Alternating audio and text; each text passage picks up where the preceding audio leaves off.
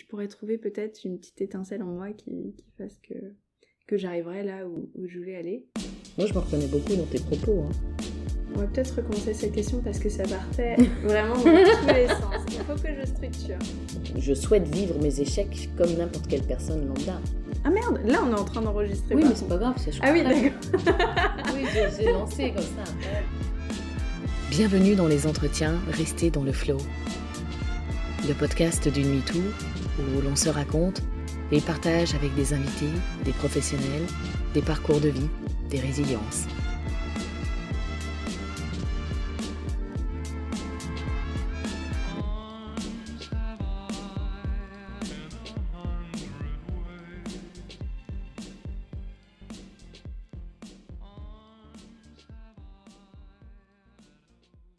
Bonjour Paulette, merci d'avoir répondu présente à ma proposition de papotage pour rester dans le flow.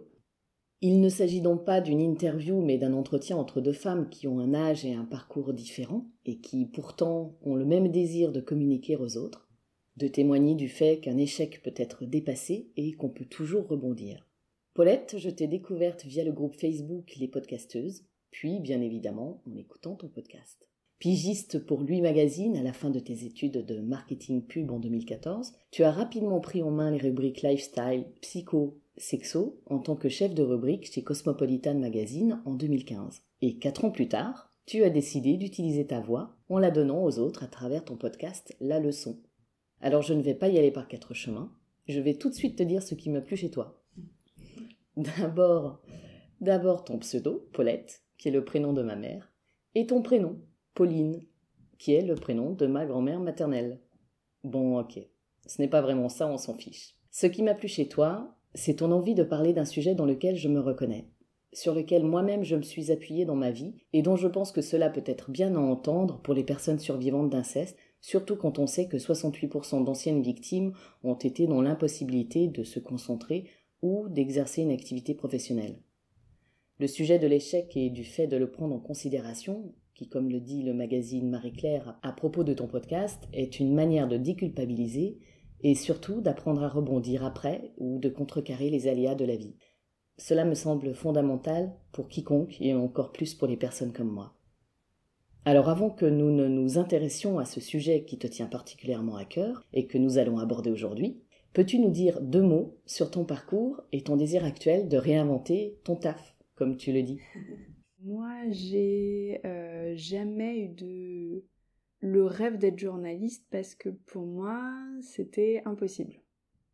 Tout le monde me disait autour de moi que c'est très bouché et qu'il fallait avoir des diplômes et un travail qui puisse ouvrir plein de possibilités. Donc évidemment, commercial, quand on vient d'une ville de province, c'est très souvent le cas. Je m'étais dit, bon, bah il y a du travail, je peux gagner de l'argent, je vais être commercial. Et j'avais réfléchi comme ça, ce qui est la pire façon de faire vraiment pour réfléchir à ce qu'on va faire dans la vie et puis à ce qui va nous porter, ce qui va nous rendre heureux, ce qui va nous épanouir, parce que maintenant nos carrières sont très très longues. Au départ, je savais pas du tout que je serais journaliste. J'ai fait, comme tu l'as dit, des études de marketing publicité et puis je me suis rendu compte qu'en fait j'adorais écrire. Et donc, je me suis dit que je pourrais être rédactrice, parce que dans ma tête, rédactrice, c'est moins bien que journaliste. Je n'avais absolument aucune idée du métier de journaliste, parce qu'évidemment, être rédactrice, moi par exemple, j'ai ma carte de presse, enfin, bref. J'ai commencé sur un site qui s'appelle Minute Buzz. À l'époque, on était 8, maintenant ils sont plus d'100,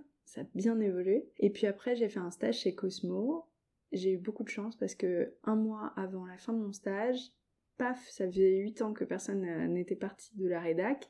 Il y a la rédactrice en chef qui part et il y a un poste qui se libère. Et donc du coup, je suis devenue rédactrice, journaliste chez Cosmo comme ça. En revanche, je pense que j'ai essayé de réfléchir à comment est-ce que je pouvais me positionner avec mon époque, dans quoi est-ce que je pouvais bien fitter, dans quel boulot est-ce qu'on allait aimer mon profil. J'ai essayé de réfléchir de façon marketing, puisque j'avais fait des études comme ça.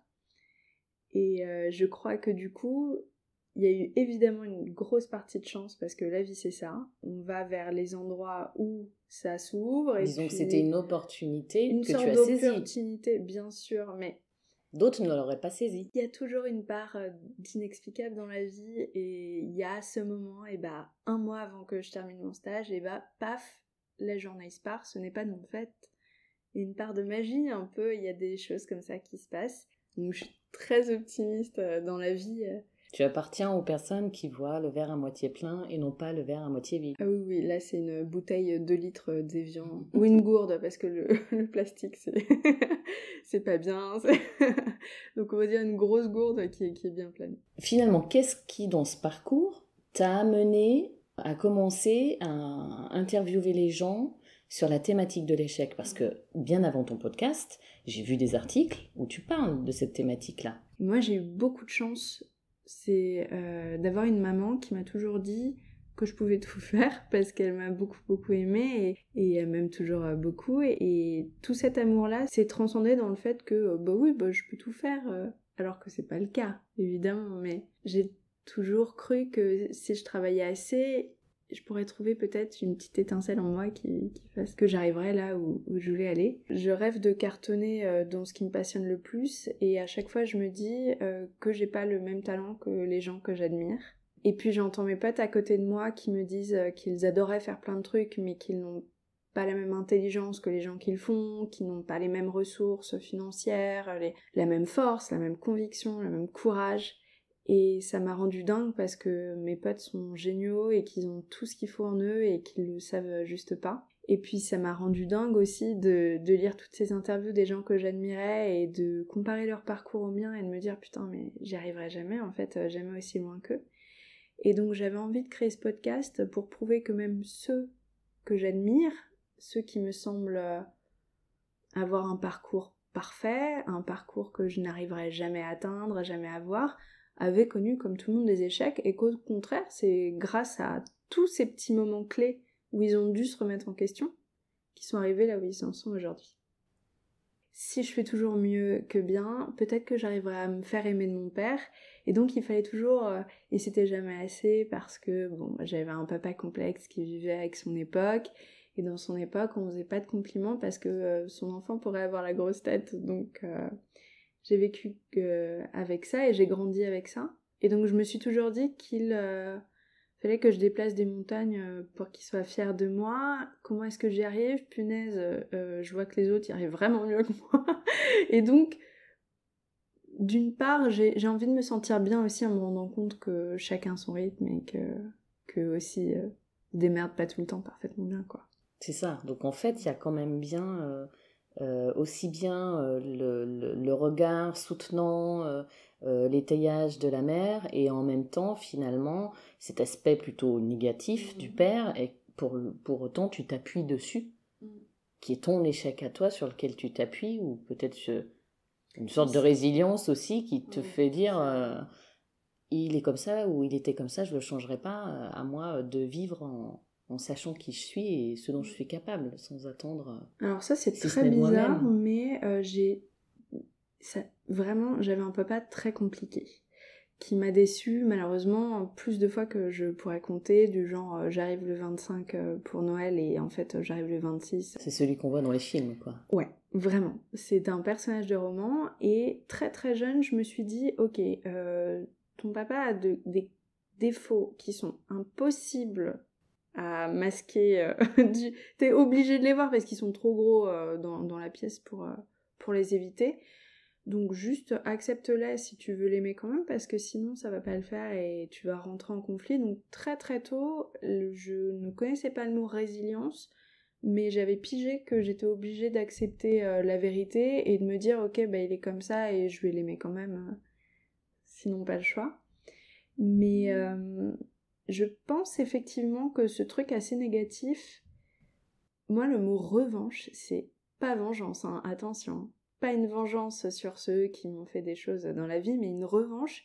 J'ai toujours eu cette bouffée de revanche et cette envie de vivre énorme qui fait que je me suis toujours appuyée sur je sais pas, la petite Alice en CM2 qui m'avait pas accepté dans son groupe en me disant ok je vais lui prouver que, donc ça m'a toujours poussé à me dépasser. Je prends appui là-dessus, je sais pas pourquoi, je sais pas si c'est bien ou pas, mais en tout cas pour moi ça fonctionne comme ça. Moi je me reconnais beaucoup dans tes propos, hein.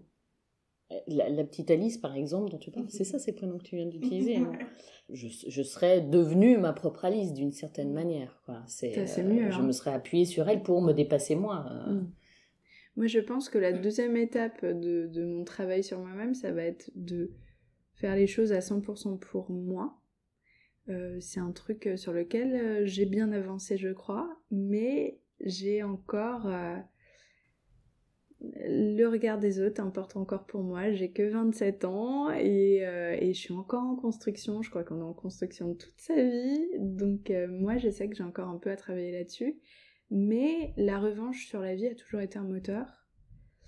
Et je pense que tous mes invités dans mon podcast ont pris une revanche sur leur vie aussi, si on y réfléchit, parce qu'ils sont... Tous ont réussi à transcender et ont des leçons de vie qui sont tellement belles. Ils ont tiré des choses tellement belles de ces moments un peu down, voire carrément pourris qu'ils ont vécu. Et franchement, quand je les entends, je trouve que ça vaut presque le coup, parce que c'est vraiment beau ce qu'ils en ont tiré. Enfin, ça m'impressionne un peu à chaque fois. J'en ressors toujours avec une grosse bouffée d'énergie positive. Oui, c'est ça. C'est comment est-ce que quelque chose qui peut avoir été un choc ou enfin, c'est même sûr d'ailleurs à chaque fois finalement. Quand on écoute ton podcast, les personnes qui se confient, à chaque fois il y a quand même des chocs. Ouais, la réalité très très violente. Voilà, ouais. Sur lesquels ils ont décidé de s'appuyer à un moment donné. Je pense qu'il y a un moment aussi où je suis en train de lire un bouquin, je suis obligée de le citer parce qu'il est extraordinaire. Charles Pépin, c'est un philosophe et professeur français qui écrit un livre mais incroyable qui s'appelle Les Vertus de l'échec. Alors évidemment, je l'ai acheté parce que c'est à 100% ma thématique. Et lui dit un truc hyper intéressant sur l'échec. Il dit qu'on est obligé d'accepter la réalité vraie des choses. Là, on n'a juste plus le choix. Quand on est face à un échec, c'est la sorte de réalité qui tombe tout d'un coup de façon violente sur ses épaules. On peut être dans le déni un temps, mais quand on a raté, tout nous rappelle notre échec. Et c'est un vrai moment de vérité où on est obligé d'accepter une sorte de réalité et d'aller au-delà. Alors que si on n'avait pas eu ce moment clé, peut-être qu'on serait passé à côté de la réalité, peut-être qu'on aurait continué dans le déni, peut-être qu'on aurait fermé les yeux, qu'on aurait un peu dévié sa route, qu'on n'aurait pas fait ce travail nécessaire en soi pour avancer, quoi. Mais c'est vrai que quand tu utilises les termes comme déni, par exemple, ça c'est un des termes dans la vie de personnes qui ont vécu des traumatismes comme le mien, des traumatismes sexuels, soit dans la petite enfance, soit adultes. Ils protègent et en même temps, à un moment donné, si on veut pouvoir avancer, il faut pouvoir le dépasser, en sortir. Je me dis en plus, bon, je pense que le déni, c'est une phase un peu obligatoire, c'est un réflexe du corps humain. Enfin, c'est de la protection. Comment, ouais. Je crois que c'est le corps et le cerveau qui essayent de se mettre d'accord sur un truc. Mais plus on se met dans cette enveloppe de déni et plus l'enveloppe devient épaisse au fil des années. Et je me dis que ça doit être très très très compliqué, d'une violence inouïe, le moment où on arrive enfin à la déchirer, cette enveloppe. Le déni, ça semble confortable un temps parce que, encore une fois, c'est tellement violent qu'on essaie de se protéger. Mais plus on arrive à dépasser cette étape-là, et mieux c'est pour soi, pour son mental, pour celui des proches, etc. Après, on ne peut pas décider de ce que les proches veulent faire ou non. Ah non, ça c'est certain. Ça, on peut faire un travail sur soi et pour soi. C'est ça. Les autres, on ne pourra jamais. Ouais. C'est à eux de décider d'être acteurs de leur vie et d'apprendre à dépasser leurs propres échecs ou ce qu'ils estiment être des échecs et en dehors des échecs justement parfois le déni dans lequel ils sont. Et la seconde chose, en dehors de ce déni dans lequel parfois on est et dont on sort, cette façon dont on a trop facilement malheureusement pour les personnes victimes ou anciennes victimes de rebasculer dans ce qu'on a subi qui fait qu'un échec est quand même plus difficilement dépassable qu'une personne lambda, entre guillemets. Et je dis lambda et encore, finalement... Si, c'est le cas, parce que toi, t'as quand même une expérience un peu de vie extraordinaire. On s'en rend pas compte. Hein. Enfin, je veux dire, personnellement, je m'en suis jamais rendu compte jusqu'à ce que plus d'une, deux, trois personnes nous le rappellent. Enfin, sinon... Surtout si c'est depuis la petite enfance. Moi, j'imagine que tu t'es construit avec cette petite gangrène-là. Oui, mais je suis pas la seule. Ce que je trouve, moi, superbe, et le piège dans lequel j'ai jamais accepté de tomber, ou en tout cas, quand je suis tombée, j'ai cherché à le dépasser. Je souhaite vivre mes échecs comme n'importe quelle personne lambda. D'une part, parce que je ne sais pas, même en écoutant, par exemple, tes invités, qui vont raconter un échec, ok, mais en réalité, on ne sait pas toute leur vie, on ne sait pas quels sont les traumatismes qu'ils ont dû dépasser. Ça fait rêver quand on voit une photo dans Madame Voilà, Figaro. complètement, mais en fait, on est au courant de rien. Ouais. Donc du coup, moi, ce que j'aime, c'est me dire, je suis comme cette personne-là, et moi aussi, si j'ai un échec à surmonter, je vais pouvoir le surmonter exactement comme ces personnes qui se racontent au micro de Paulette. Tu te fais un beau cadeau, je pense, parce que tu te donnes assez confiance en toi pour te sentir capable d'affronter les choses. Mais c'est un travail. Ouais, c'est conscient. On s'oblige à le faire, puisque sinon, c'est tomber dans le piège de je suis victime ou j'ai été victime, donc je ne peux pas, donc j'y arriverai pas. C'est parce que c'est un réflexe sur le moment. Et puis, comme on dit, je me donne un coup de pied au cul, et hop, je monte une marche.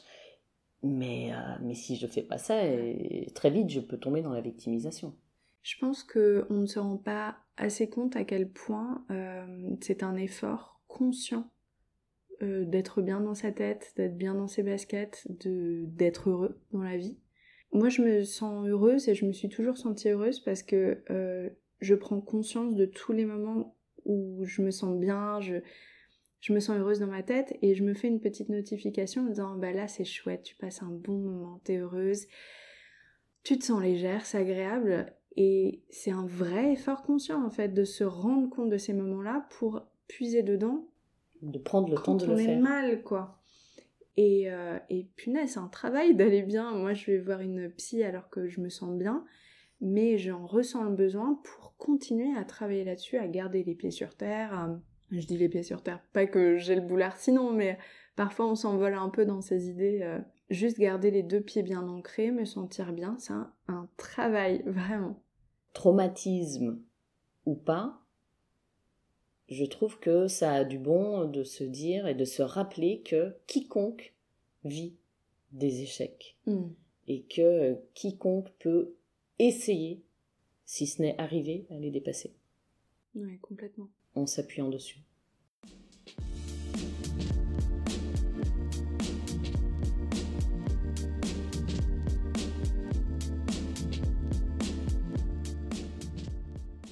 Alors déjà, moi je suis presque vexée quand on me dit ta vie à l'heure actuelle a l'air super ou des choses comme ça parce que comme je te le disais, je fais un effort conscient pour me sentir bien dans ma tête, pour me sentir heureuse dans ma vie, pour aller vers les gens qui m'apportent du bien, aller vers les boulots qui me font me sentir créative, utile. C'est un vrai effort conscient et punaise, c'est du travail.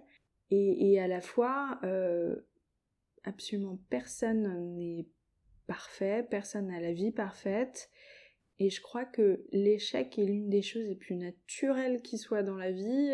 On donne la vie, on mange, on dort, mais on merde combien de fois dans sa vie, c'est normal, c'est bien normal. Et je pense que si on n'avait pas plein de moments durs et plein d'échecs, on serait jamais aussi heureux lors de nos moments de bonheur, parce qu'on n'arriverait pas à réaliser à quel point on a de la chance durant ces moments-là d'aller bien, d'être bien entouré, d'être au bon endroit, etc. Et que la vie c'est une balance et évidemment s'il y a que des moments positifs on est là mais et puis s'il y a que des moments négatifs c'est qu'on n'arrive plus en soi à un moment donné à réussir à trouver comment allumer cette petite lumière en soi quoi. Donc tu estimes que toi aussi tu as dû dépasser un échec Bah pour le coup, j'ai eu des événements pas très positifs, enfin pas que du positif dans ma vie qui m'ont appris à grandir vite sur certaines choses et puis une maman qui a toujours été extrêmement optimiste et qui m'a transmis ça. Je pense que ça se transmet, que ça se travaille, que c'est une petite plante qu'on peut arroser chaque jour et qui grandit. Ne soyez pas fataliste, c'est comme pour l'idée de dire ça n'arrive qu'à moi, non. Vous pouvez également commencer à décider que vous serez optimiste. Ça s'apprend et ce n'est pas inné. Je ne crois pas que ce soit dans mon code génétique, l'optimisme. Bon, j'ai pas eu une enfance idéale comme les trois quarts des gens. Est-ce que ça existe une enfance idéale ? Mais il y a 2 ans de ça, j'ai perdu mon papa dans des circonstances très très très violentes. Je pense même que j'ai presque un stress post-traumatique. En tout cas, je suis une rescapée de quelque chose de façon certaine. J'étais pas encore tout à fait adulte, là, je te rassure. Maintenant, je me sens bien un adulte avec ce que j'ai vécu autour de sa disparition. Ça m'a forcé à grandir vraiment très très vite.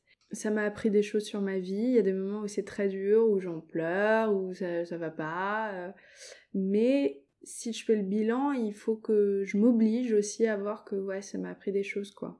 Et on a le droit de pleurer, on a le droit Ah oui, oui. d'être plus faible, Au on a le droit contraire, de ouais. ne plus avoir envie de rien, le droit de ne pas être dans une espèce de culpabilité Ah ouais. vis-à-vis des autres, ou de soi-même d'ailleurs, et de vivre pleinement Ah ouais, ouais, quelque c'est... chose de dur, de Ouais. dramatique. Ouais. J'ai été épaulée par une psy absolument géniale. Je m'entends bien avec elle, je lui fais confiance, je me sens bien avec elle, j'ai un super rapport avec ma psy. Ça m'a énormément aidée. Et même la plus forte des personnes, il y a des événements dans la vie durant lesquels il faut se faire épauler, c'est hyper important, on peut pas tout supporter toute seule, personne n'est Wonder Woman ou Wonder Man, et oui, vraiment, pour moi, c'est très très important, et évidemment, mon podcast, c'est exactement ça, de dire que c'est ok d'aller mal, et c'est ok d'être dans une période où on n'est pas la meilleure version de soi-même,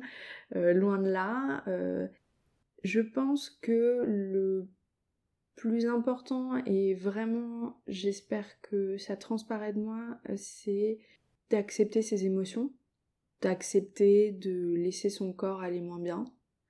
Moi ça a été très très dur, j'ai mis du temps à lâcher prise là-dessus. Par exemple, j'ai pleuré, je crois, chez ma psy au bout de la 10e séance, un truc comme ça. Elle était en mode mais ce n'est pas possible, lâcher prise, vraiment. J'avais beaucoup de mal là-dessus, mais j'ai compris une chose, c'est que pour aller mieux, il faut vraiment se laisser le temps d'aller mal. Et moi, j'avais du mal à lâcher prise là-dessus parce que j'avais tellement hâte d'aller mieux que je trouvais que ça allait pas assez vite à mon rythme. Et ça me plaisait pas du tout d'être dans un état où je pleurais absolument tout le temps, où j'étais épuisée mentalement, où je pouvais plus faire de sport, où j'avais beaucoup de mal à voir mes amis. J'en pouvais plus, j'avais envie d'aller mieux et j'essayais d'accélérer le processus. Or, c'est vraiment la pire erreur à faire. Il y a des moments où on se sent extrêmement mal et il faut au contraire go with the flow, pour aller avec le titre de ton podcast, parce que c'est comme ça, je crois, que on reconstruit un peu ses bases pour aller mieux. Donc c'est ok d'être pas bien, c'est ok d'avoir les cheveux gras, il y a des moments où on peut pas, et ce serait injuste d'en plus se foutre une pression en se disant que il faut qu'on aille mieux, quoi. Alors qu'on a un truc terrible qui se passe, et en plus nous on se fait une pression en disant putain je suis pas bien, il faut que je remonte sur scène, il faut que je machin, il faut que je truc. Moi je me suis foutu à mon sens une énorme pression, et c'est complètement contre-productif, c'est pas une bonne idée, ça ne sert absolument pas la personne, vraiment ça sert à rien, c'est de l'énergie dépensée pour rien. Donc c'est s'écouter. C'est s'écouter, c'est se faire épauler, vraiment. C'est parler aussi. Moi, par exemple, il y a des choses dans la vie qui sont tellement violentes. Merde, on se dit, on est tout seul devant cette épreuve. On a tout sur les épaules, et en plus de ça, on se prend une culpabilité en disant non, je vais pas en parler aux autres parce que je vais pouvoir perdre mes amis, ma famille, en les faisant chier avec ça. Alors que si on dispatchait un peu plus nos soucis... Entre les uns et les autres. Oui, je crois que déjà les amis acceptent très très bien et ils sont là pour ça. Un spoiler alerte, vos vrais amis dépasseront ça avec vous, il n'y a aucun souci. Et puis les autres, tant mieux qu'ils se cassent maintenant. Partez, il n'y a pas de problème. Et puis soit, ça libère un peu de place aussi mentalement pour retrouver petit à petit du positif, quoi.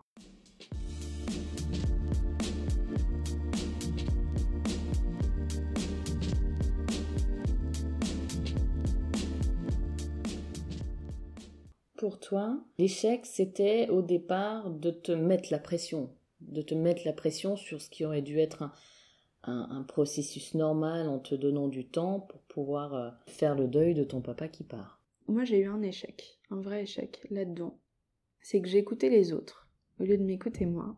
Mon père n'a pas de famille, il n'y a que ma maman avec qui il est divorcé, mais ils sont restés extrêmement proches, et moi. Ma mère est à Nantes, moi je suis à Paris, donc j'étais toute seule à son chevet. Ma mère avait d'autres soucis liés à lui parce qu'il avait plein de problèmes administratifs, et donc elle gérait l'administratif à distance, et moi je gérais le suivi entre guillemets quotidien.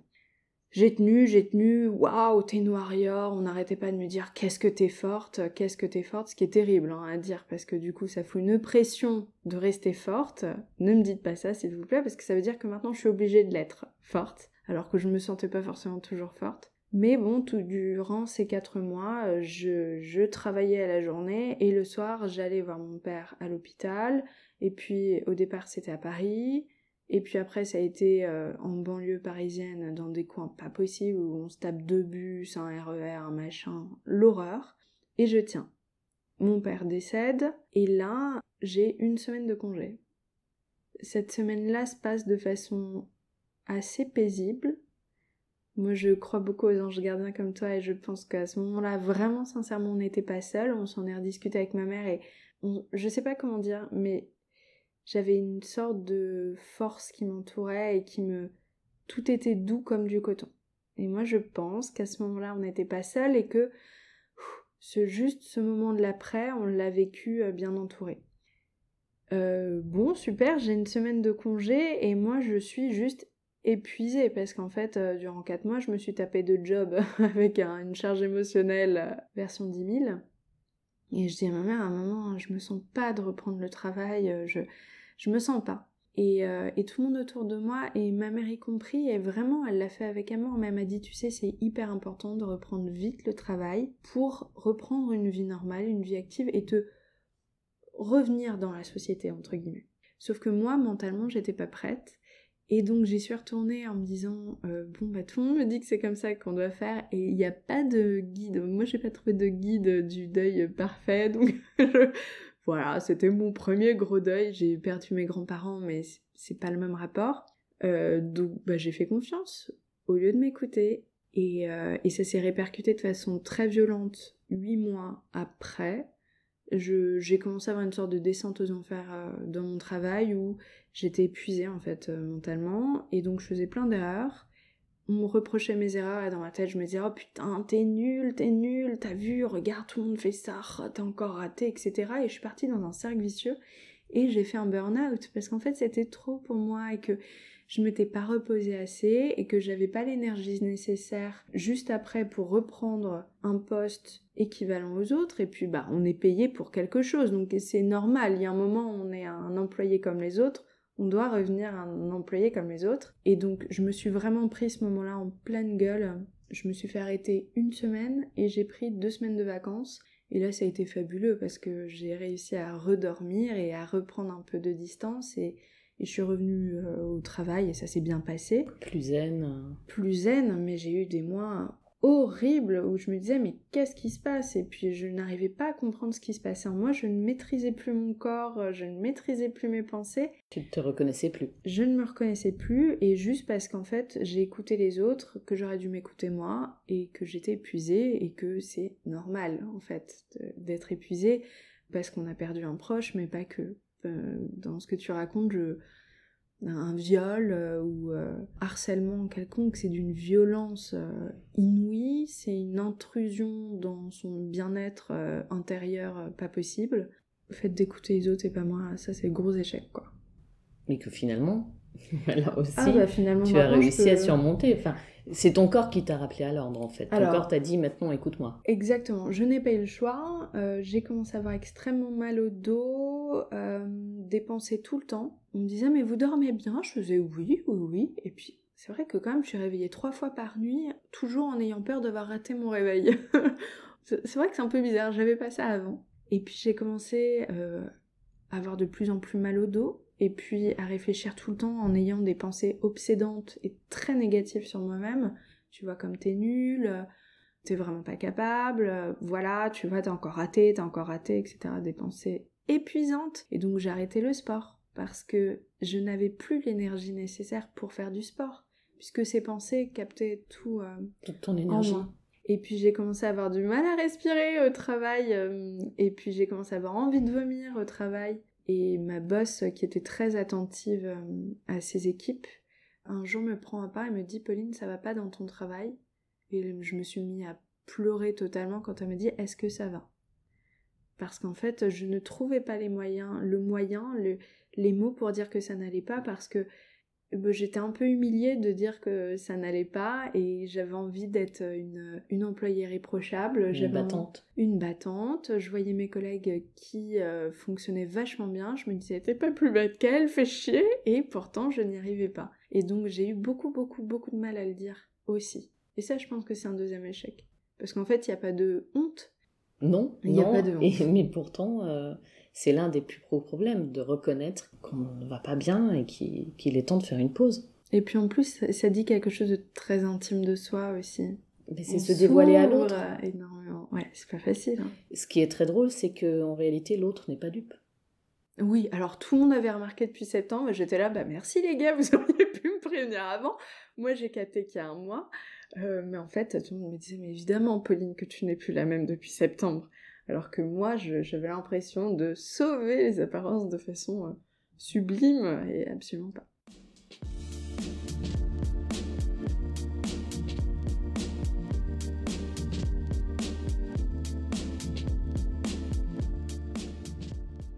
Comme tu sais, ce podcast, ça s'appelle Rester dans le flow. Donc avant de terminer notre échange, j'aimerais avoir ton avis de femme et de journaliste.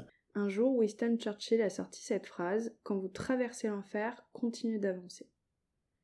Dans ce moment où on se sent complètement impossible de revoir une sorte de rayon de soleil, de revoir le bonheur, ne serait-ce qu'un instant où on se dit « ce n'est pas possible, je suis en plein dans mon échec, je suis retombée dans mes mauvaises habitudes, je suis retombée dans cet état de victime dans lequel j'avais réussi à sortir, etc. » Accepter cet état, se dire qu'on a le droit de ressentir ça, que de toute façon c'est un état de passage, se rappeler de la petite étincelle de bonheur qu'on a dans son cœur, une sorte de petite lumière qui demande qu'à être allumée, en faisant une petite activité toute bête mais qui remet sur l'instant présent. Ça c'est un truc incroyable. Par exemple, moi j'ai un chien, le fait de caresser mon chien, je ne pense à plus rien d'autre qu'au plaisir que ça me procure de voir ma petite bête toute contente qui me regarde avec amour. Ce moment où on reprend vraiment, où on se remet dans l'instant présent, où on se reconnecte, ça donne une force énorme parce que on sent que ces deux pieds se enracinent à nouveau, tu vois, j'utilise une expression que j'ai un peu peur d'utiliser la mauvaise. L'instant présent, c'est vraiment le plus important, d'essayer de se dire ok, je vais me faire un chocolat chaud parce que j'adore ça et je vais m'obliger à kiffer mon chocolat chaud en pensant qu'à mon chocolat chaud parce que tout autour de moi je sens que le monde extérieur m'agresse et que je me retrouve dans une situation où je n'arrive plus à ressortir et à me remettre dans le droit chemin. Je vais essayer de me reconnecter à l'instant présent. Deuxième chose qui m'a beaucoup aidée, c'est ma mère qui a cet adage qui est parfait, c'est un pas après l'autre, à chaque jour suffit sa peine. Donc, ne réfléchissez pas à la grande victoire, je vais m'en sortir, commencez des mini-victoires des petits pas, mais vraiment, vraiment, vraiment, parce que ça, c'est atteignable, ça, vous allez pouvoir le faire. Peut-être que demain, vous allez sortir, aller acheter un magazine qui vous fait plaisir, alors que vous n'êtes pas sorti de chez vous depuis quelques jours, et bah goûtez ce moment de victoire. Vous avez senti le soleil sur votre peau, un peu de vent, vous avez acheté un magazine qui vous fait plaisir, vous avez eu ce petit moment pour vous, vous êtes rentré chez vous, ça, c'est une victoire. Et plus vous allez multiplier les petits pas comme ça, plus les victoires vont s'accumuler. Et psychologiquement, je crois que c'est beaucoup plus bénéfique d'avoir 26 000 petites victoires plutôt qu'une grande victoire à un moment, sauf que tout le reste est misérable. Même si elle est énorme, la victoire, on l'oublie vite. Pour tout le monde, je pense que demain, on gagne un prix, toi et moi, du meilleur podcast. On est euphorique 48 heures, voire une semaine, si vraiment on est surexcité. Et puis si ça va pas à côté, évidemment que ça reprend et ça regangrène l'énorme plaisir. Donc les mini-victoires sont 1000 fois plus importantes. Essayez de se dire aussi, essayez de, comme tu le disais, de faire un travail sur soi, un travail conscient, en se disant, voilà, ça ne va pas, mais ça je l'ai bien fait, ça j'ai bien réussi, et s'obliger à voir ce qu'on a bien fait dans sa journée, voir les pensées positives qu'on a eues, entre toutes les pensées négatives qu'on a eues, pour essayer de réussir à recomprendre ce que sont les moments de bonheur, parce qu'en fait le bonheur ce sont des moments de bonheur. Donc pour moi ça c'est mon plus grand conseil que je peux donner. Vraiment à chaque jour suffit sa peine, quoi. Oh, et faites-vous entourer aussi, même si je me sens bien à l'heure actuelle, je continue d'aller voir une psy. Non, ce n'est pas que pour les fous, c'est au contraire pour les gens qui ont envie d'être bien dans leur peau, qui sont sains dans leur tête. Se faire épauler avec la vie de fou qu'on a à l'heure actuelle dans notre société qui va à 1000 à l'heure, c'est vraiment très très important. C'est super. J'ai rien à dire, parce que tout ce que tu dis T'es d'accord avec moi ? est très bien dit, c'est très simplement dit, c'est très beau. Merci.